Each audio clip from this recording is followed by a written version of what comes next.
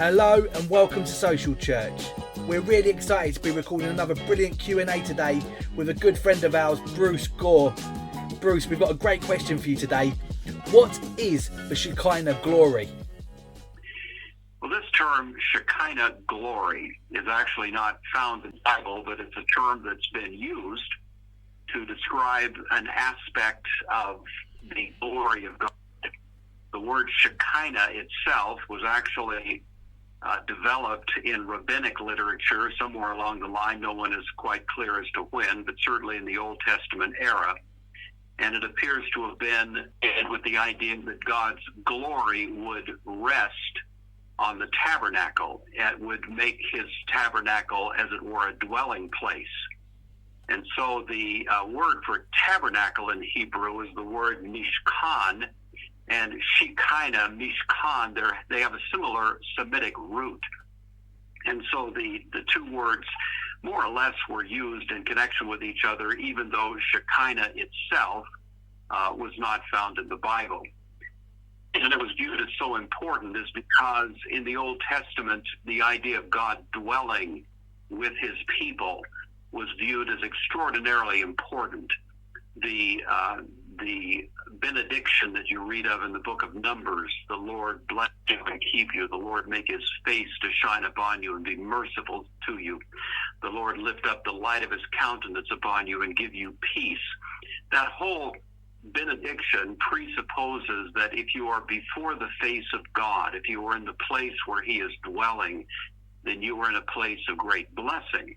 And so the benediction was an attempt to invoke that kind of time of blessing or place of blessing. And Shekinah was used in a sense to convey that idea. So the idea of being under the shadow of the Almighty, under the wing, that kind of metaphorical language is used in the Old Testament, all of which is intended to convey the notion.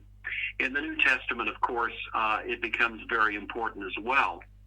In the first chapter of John's Gospel, John says that the Word was made flesh and dwelt among us. And the word that he uses for dwell there, a form of the word Shekinah, is a reference to tabernacle.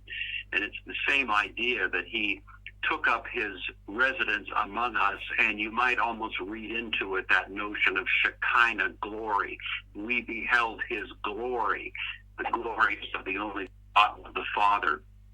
We read of the people of God dwelling in the temple of God and serving him there in the book of Revelation. And elsewhere, the notion comes up. So even though the word is not used strictly speaking in the Bible, it certainly conveys an important biblical idea that the place of blessing is the place in the presence of God. We are commanded to enter his presence, to come boldly to the throne of grace, to find there the grace we need, the mercy we must have in order to live lives that are honoring to him. So that's my best take on the use of that word Shekinah, and I think that at least gets at something of what it's about. Bruce, thank you so much. That's really helpful. If you would like to have one of your questions answered on a later episode, then please do get in touch. You can contact us via our website, www.wearesocialchurch.com, or contact us via any of our social media platforms. Thanks a lot for listening today. Bye for now.